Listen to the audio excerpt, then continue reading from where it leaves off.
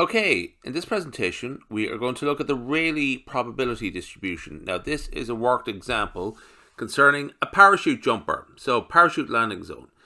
The radial miss distance in meters of a landing point of a parachuting skydiver from the center of the target area is known to be a Rayleigh random variable x with parameter sigma squared equal to 100. So we have two questions here. A, find the probability that the skydiver will land within a radius of 10 meters from the center of the target area. And B, find a radius r such that the probability that x greater than r is exponential of -1, i.e. approximately to 0.368. The choice of that number is obviously to suit the mathematics, just to make it sort of straightforward enough. So what we're going to use here is the cumulative distribution function specifically. So we'll come back to that shortly, just to sort of set out that we have the formulas here for the Rayleigh distribution. Now really we're more interested in the cumulative distribution, okay?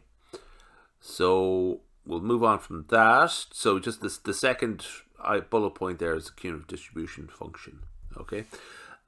Just a sort of quick recap on a couple of the parameters there. So the mean, the median, the mode, etc., and the variance. Okay, just to sort of glance by that, but just to sort of remark that we sort of have these to hand. Okay, now when I will require something, I will mention it. Okay, so anyway, the radial miss distance x follows a Rayleigh distribution with parameter sigma squared, which means that sigma equals the square root of 100. Sigma squared equal 100, which means that sigma is equal to square root of 100, which is 10. Okay, so sigma squared equals 100, sigma equal to 10. Okay, now, so exercise A, find the probability that the skydiver will land within a radius of 10 meters from the center of the target area. So for our Rayleigh distribution, this is the cumulative distribution function once again. F of x equals 1 minus the exponential of minus x squared divided by 2 sigma squared. So we need to find the probability that x is less than or equal to 10. That's a 10 meter radius.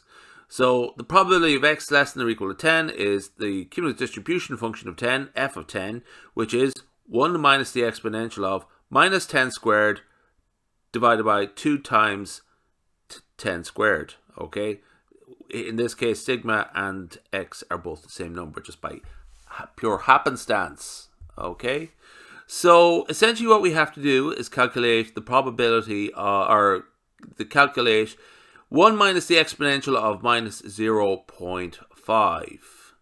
Okay, and that's approximately 1 minus 0.6065, which is 39%, approximately 0.3935.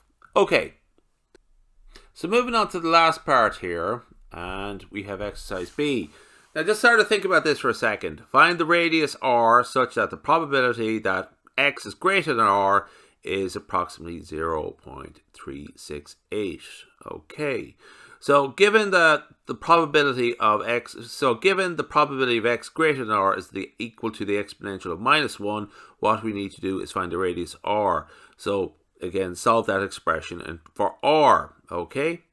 So let's express the given probability in terms of the cumulative distribution function. Okay, so the probability of x greater than r is 1 minus the cumulative distribution function of r, probability which is to say 1 minus the probability of x less than or equal to r. Okay, and again, what we're trying to do is solve for r such that that value is equal to the exponential of -1.